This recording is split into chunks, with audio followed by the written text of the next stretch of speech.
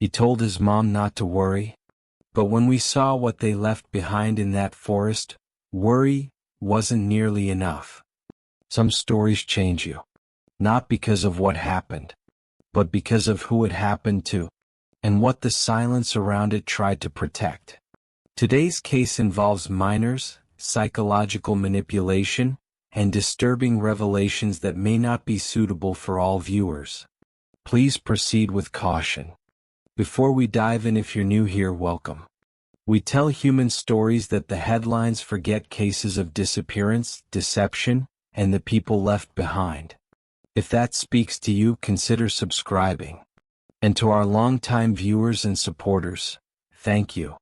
Every like, every share, every thoughtful comment, it all helps bring attention to stories that deserve more than just a passing glance. Now, let me take you back to a morning in late October. A hiker out early. A forest still heavy with mist. And two backpacks that should have never been there. It was supposed to be just another quiet morning in Bridgeridge Hollow. The kind of morning where the only sound is the wind moving through trees that have been standing longer than the town itself. A place where even silence feels thick, like it's listening. Patricia Ryland was up early that Sunday. 3 miles off trail. She liked the solitude, the stillness. But stillness doesn't last long in stories like this. At exactly 7:42 a.m., something broke through the hush of the forest. A scream. Sharp, ragged. Not fear, not quite. Something older. More primal. It came from her. When she saw it. A torn blue backpack hanging from a twisted branch. Dangling. Turning slowly in the morning air like it had been placed there on purpose. Like it was waiting to be found. 20 feet away, the earth was disturbed. Just enough to notice. A corner of dark fabric jutting out. Another backpack half buried. Like someone wanted to hide it, but not too well. Patricia's breath caught. Not from exertion. From something else. Because even before she touched them, she knew these weren't forgotten items. They belonged to someone. To someone's. And they shouldn't have been there. And what came next would unravel everything Bridgeridge Hollow thought it understood about what happened to Eli Mercer and Noah Reeves. By mid-morning, yellow tape was going up. The forest didn't care. It stood still just as it had when the boys disappeared. But now something had changed. Bridgeridge Hollow wasn't just holding a secret anymore. It was offering a piece of it back. 2 backpacks. Torn. Weathered. But not decayed. Not like they'd been out here for 18 days. Detective Amina Kessler stood over them in silence. She'd seen missing persons cases before. Runaways. Accidents. Cover-ups. But this felt intentional. Her gloves pressed into the fabric of the first pack, the blue one. Eli Mercer's. It opened with a quiet zip. No food. No water. Not even a flashlight. Instead, a phone charger wrapped tightly like someone expected to use it again. A folded piece of graph paper, hand-drawn maps of underground tunnels no one could place. Polaroids. Symbols carved into concrete walls. A pack of batteries still in the wrapper. And a USB stick. Labeled in permanent marker, "Do not trust." The second backpack, Noah Reeves. Half buried as if someone had tried to hide it. Inside, a weather-beaten notebook filled with observations. Names, times, places, notes on townspeople, some of whom were standing behind the tape, watching. A digital camera, memory card intact, and multiple USB drives, each marked with a date. Detective Kessler didn't speak. But one thought lodged deep behind her eyes. This wasn't a disappearance. This was documentation. And someone wanted it to stop. The last video on the memory card flickers on screen. A grainy hallway. A rusted gurney. The boys' laughter, muffled, echoing through decaying walls. They're moving through the Ridgepoint Medical Facility, long since condemned. Graffiti covers some walls. Others clean. Too clean. Recently wiped. In one shot, the camera jerks. Noah whispers something. The audio drops. What were they really exploring that day? What had they found beneath Ridgepoint? And who knew they were getting too close? Before their names were headlines. Before their backpacks were found in the dirt. Eli Mercer and Noah Reeves were just two boys growing up on Cinder Bend Road. That was the kind of street where mailboxes leaned, porch lights flickered past curfew, and summer nights stretched longer than the school year ever did. If you lived there, you knew them. If you didn't, someone close to you did. They met when they were 9. Eli had just moved from Knoxville with his dad after the divorce. Noah was the kid who didn't say much unless he really meant it. But that first week he slid over on the lunch bench and said, "You can sit here. But you have to trade me your apple juice." They were inseparable after that. By middle school they had a reputation, the builder and the observer. Eli could take apart a lawnmower and rebuild it with spare bike parts. Noah had a memory like a tape recorder. He could mimic your voice, recall exact conversations from months ago. Reminder: don't trust the alley cams near Lambert's. They're being rerouted again. Someone's covering something. Midnight bike rides. Treehouse blueprints. Exploring storm drains with nothing but flashlights and the thrill of maybe finding something no one else had noticed. They weren't reckless. They were curious. And in Bridgeridge Hollow, curiosity is a strange kind of currency. Gets you noticed, and sometimes it gets you followed. These weren't boys running from home. They weren't lost. They were searching. And somewhere along the way, they found something worth keeping secret. Even from the people who loved them most. October 13th, 2023. A Friday. The kind that slips by without ceremony, until you realize it was the last normal day. Eli and Noah were seen leaving Bridgeridge Hollow High just after 3:30 p.m. Security footage from the parking lot shows them walking side by side. Eli in a gray hoodie, blue pack slung over his shoulder. Noah with his camera gear strapped across his chest like he's heading into a war zone. They don't look afraid. They look focused. 3 hours later, they passed the Ridgepoint Medical Facility. No record of where they went next. No GPS data. No texts. Just silence. Until 5:47 p.m. That's when Eli sends a single message to his mom. "Something's not right. Don't worry if we're late. Something's not right." The message was brief, almost dismissive, but in hindsight it said everything. He knew. Somewhere between school and the forest, this stopped being a teenage adventure. This became a final entry. The moment before things unraveled. And while no one knew it yet, that text would be the last communication either boy ever sent. At the edge of Bridgeridge Hollow, where the woods start to thicken and memory begins to rot, stands a place most people stopped talking about years ago. Ridgepoint Medical Facility. Officially shuttered. Legally condemned. But for Eli and Noah, it was more than just another urban ruin to explore. They entered just after 4:30 p.m. on October 13, 2023. The windows were jagged, broken from years of storms and neglect. Inside, the hallways sagged under the weight of mold, dust, and old secrets. Paint peeled like skin. Floors groaned with every cautious step. Wheelchairs sat abandoned in corners, their wheels long since rusted into place. But beneath all that decay, something was alive. Noah's camera caught what shouldn't have been there. Fresh food wrappers on a metal tray in a room labeled Storage A2. Boot prints in a clean trail through an otherwise dust-covered corridor. A styrofoam coffee cup. Still half full. Then, the surveillance room. A basement hallway. Door unmarked. Inside, a cluster of screens. Old humming machines. Dust on top but not on the keyboards. Live feeds from around town. The high school parking lot. the public library steps, the Hollow Square Cafe, a cul-de-sac on Cinder Bend Road. They weren't just watching Ridgepoint.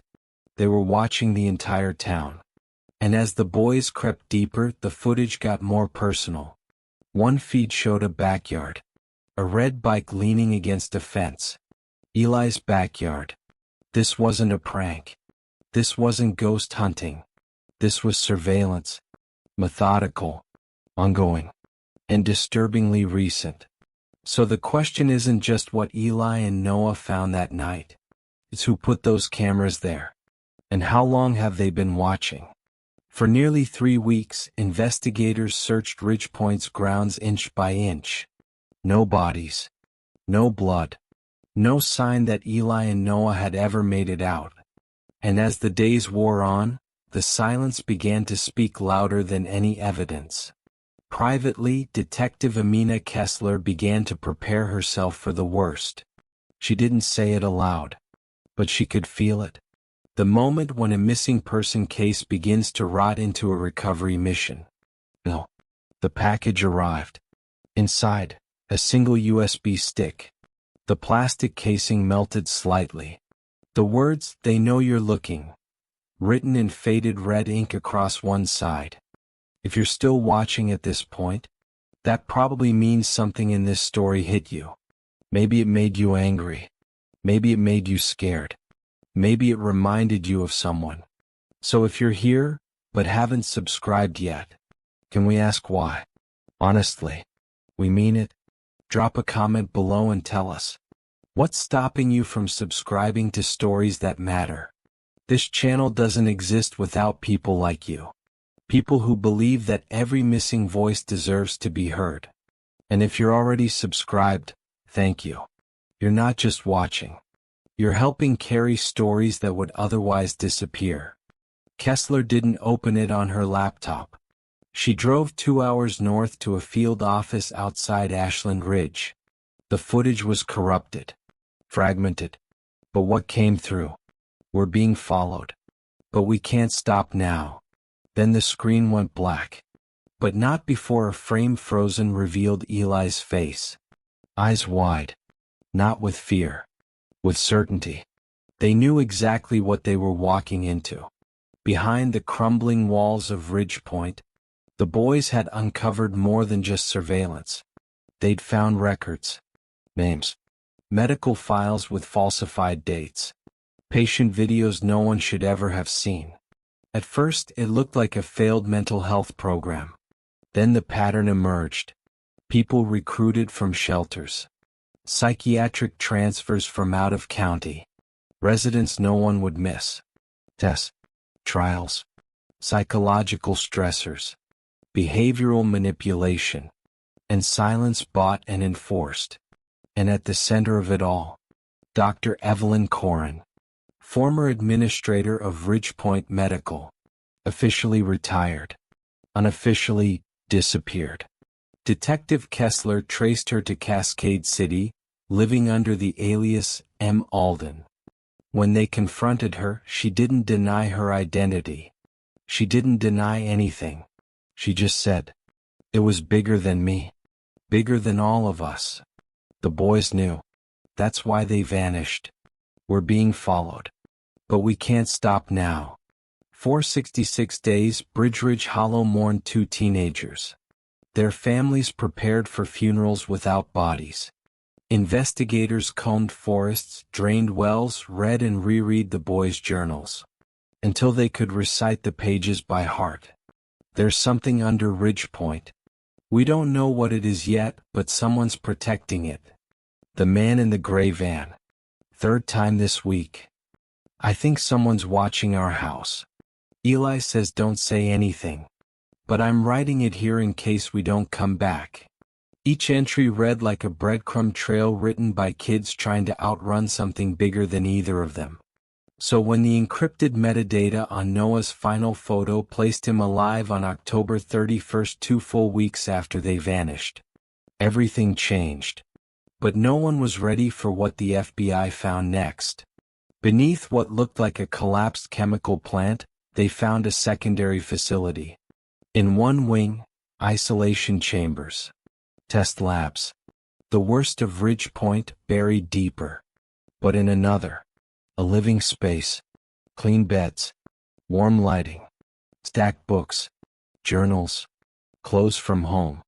A photograph of Eli and Noah, taken weeks after the town had assumed them dead.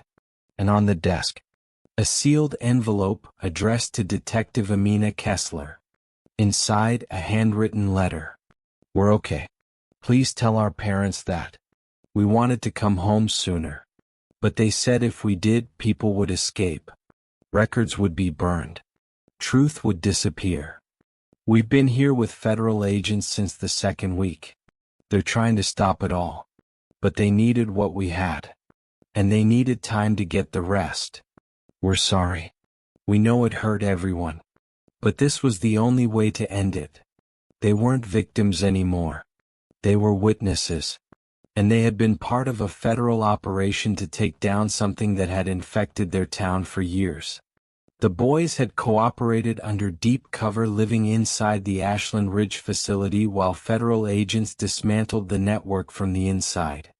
They never wanted to be heroes. They just wanted the truth to matter more than the cost of finding it.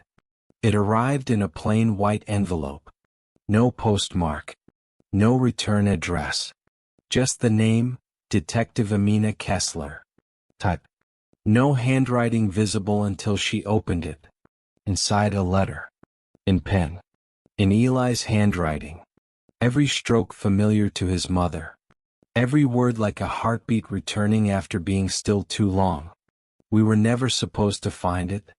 But once we did, we couldn't unsee it. They were going to disappear us. But someone else got to us first. They were already watching, so we let them. The agent said if we vanished, it would draw them out. We didn't want to agree. But we knew it was the only way. We thought about coming back. Every day. But they told us if we did, everything we found would disappear with us. This is what it costs to tell the truth when no one wants to hear it. We're okay. We love you. We'll be home soon. The door opened slowly. First Eli, then Noah. Their faces older, not in years but in something harder to name. Not fear. Not grief. Just wait. They didn't run into their parents' arms. They walked. As if they knew even joy could hurt. And when the hugs came, they weren't clean. They were sobs. Shaking shoulders. Hands clinging like they were afraid this was still a dream. They had been alive all along.